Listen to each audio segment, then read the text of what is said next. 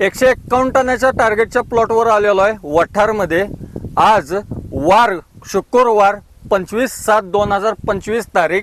बरोबर या प्लॉटला 48 दिवस कंप्लीट झाल्यात।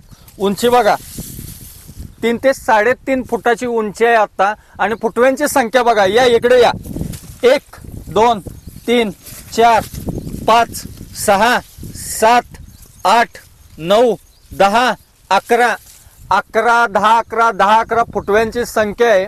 उंची बरोबर 3.5 फुटावर आहे। आज 48वा दिवस आहे। या प्लॉटला आता बरोबर पहिला पार्ट अपलोड केल्यापासून बरोबर 25 दिवसामध्ये आज दुसरा पार्ट अपलोड होईल।